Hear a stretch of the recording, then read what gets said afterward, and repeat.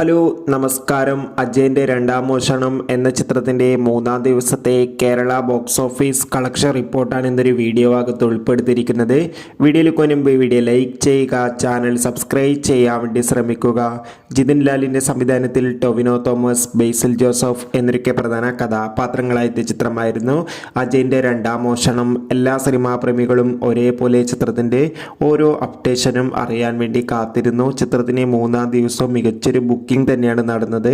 അതുകൊണ്ട് തന്നെ ഏവരുമേറെ ആകാംക്ഷയോടെയാണ് ചിത്രത്തിൻ്റെ കളക്ഷൻ റിപ്പോർട്ട് അറിയാൻ വേണ്ടി കാത്തിരിക്കുന്നത്.